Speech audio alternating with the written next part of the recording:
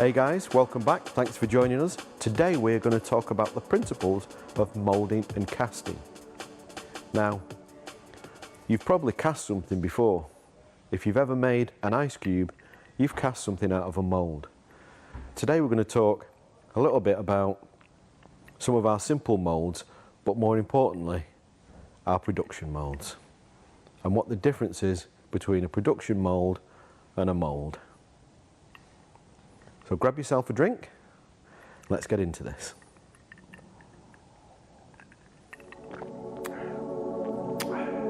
Oh yeah.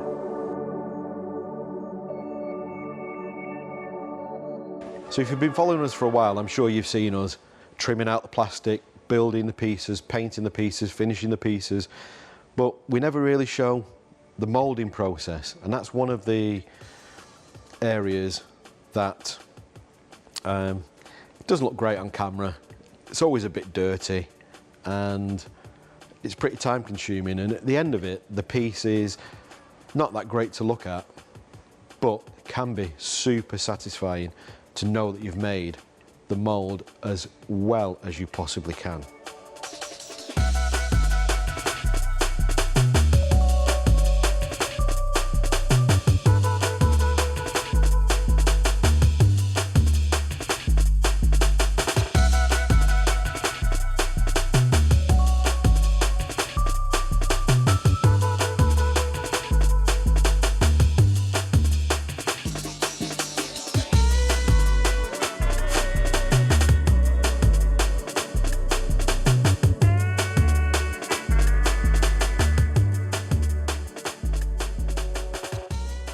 This is a block mould.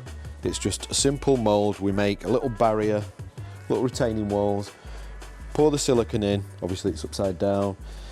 This is our mould. We'll fill that with the resin, like this, into the mould.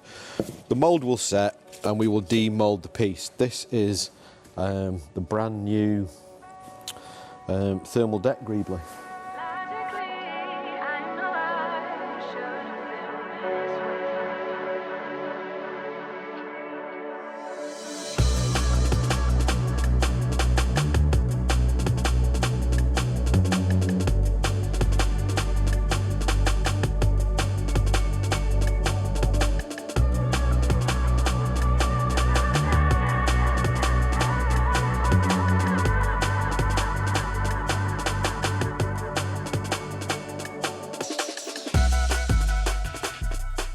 Now, this is our production mould, and a production mould needs to do a couple of things. One, we need to produce a clean part, as clean as possible, with minimal seam lines and just minimal cleanup to get to the finished part. And what a production mould also has to do is, it needs to be set up in such a way that the consumable part of it, which in this case is the silicone that we use to actually cast the piece, can be remade quickly. So for that, we need a setup that will allow the master to be placed inside this jacket, and a new silicone mould can be created quickly and easily, because this process starts to destroy the mould from the first time we use it. And to maintain quality, we're going to need to maintain the silicone in the best condition that we can, and as soon as we see the deterioration that we don't want, we're going to replace that mould. And to do that, we need the master set up in such a way that we can quickly replace it. So when you're making a silicone mould, there are a couple of ways you can do this. You could get your piece, for example a helmet, and you can pour silicone over it, and then you might use a thick sew and you can butter it all on, and you build up your silicone over the top of the piece. Then you create the fiberglass jacket over the top of that. Or you can create the fiberglass jacket first, control exactly how thick and where you want to place the silicone, then set your piece up inside and pour the rubber in. Now, this can be slower in the initial setup, but each time you make a new silicone mould, it's going to be a lot faster.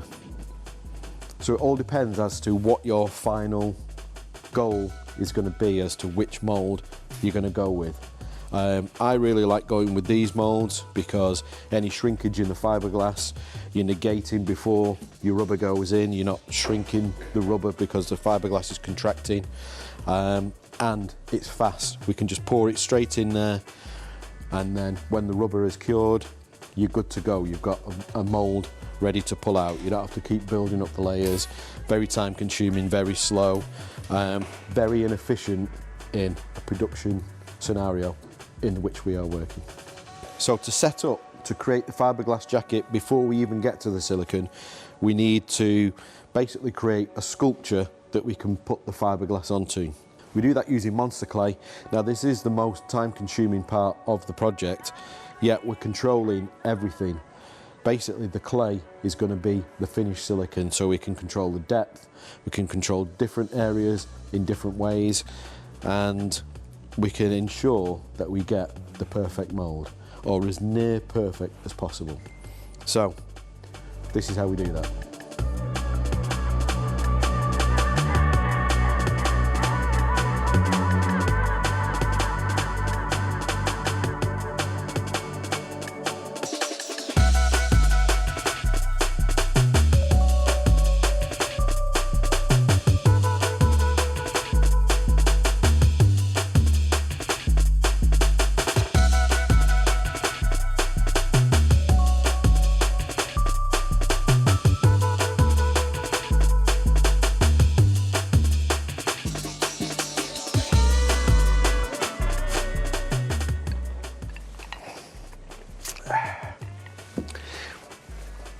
The principles of mould making are really simple, as we've demonstrated with the ice cubes. The block mould, nice simple mould. Anybody can make a mould and anyone can cast out of the mould. Now when you're making a production mould, it needs to be as clean and as perfect a casting as possible. That's the difference. If you make a mould and there are some errors on it and you need to rework that piece, you can do, that's fine. If you're a guy working out your garage and your mould's got an error, so you have to fill and sand that piece every time, that's fine, you can do it, you can save the piece, and that's what a lot of people do. But here, we need to stay away from that, because these guys get paid real wages. It's not something they're doing for fun in the garage, and that means, from my point of view, the mould has got to be spot on, because there's no point in one of my guys spending 20 minutes, half an hour cleaning up a piece if the resin is worth 1/10 of the amount of time it's taken to fix, because paying the wages means it's just uneconomical to do that. So we need to make a proper production mould.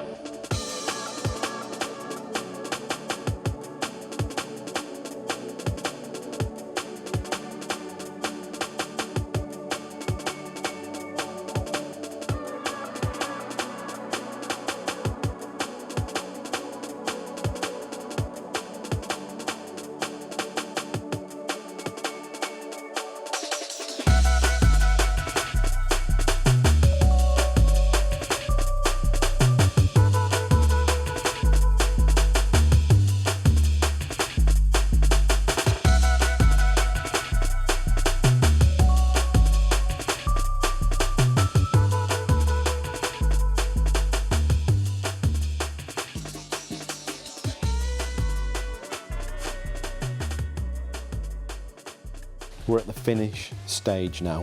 This is our completed mould for the rear end of the DLT19.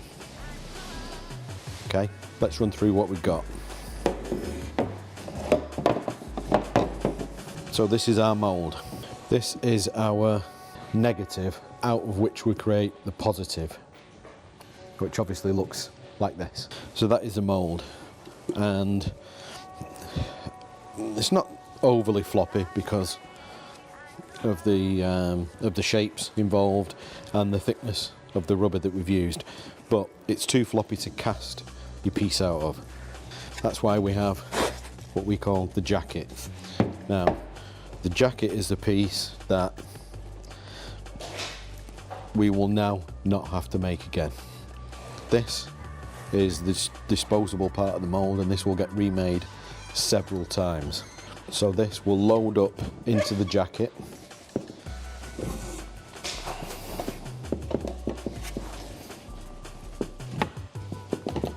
We'll clamp this all together with the bolts that you see on there, and we will pour the resin in through the pour hole in the top. Now we do use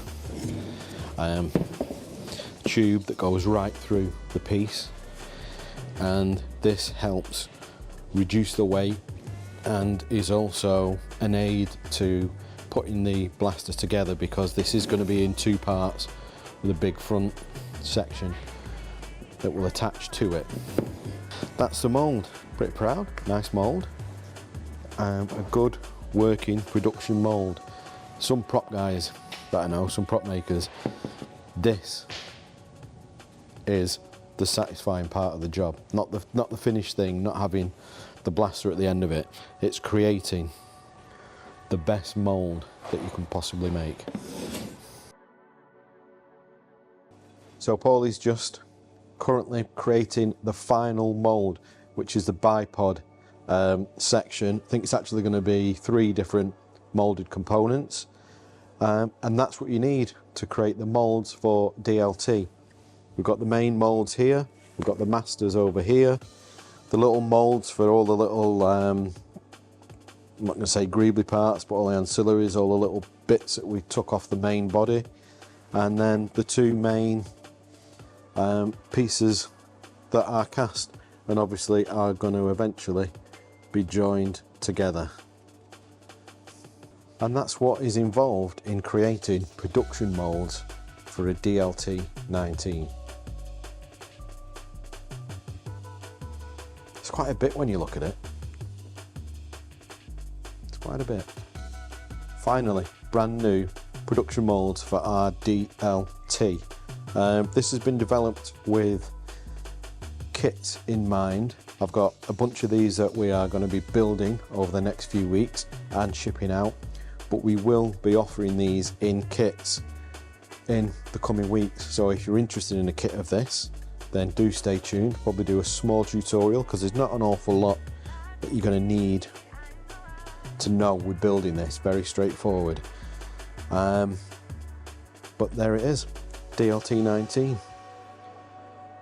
back in circulation for all the guys waiting for them, and a kit option, which is a first for us. We've not done a kit before, and that is going to be coming over the next few weeks.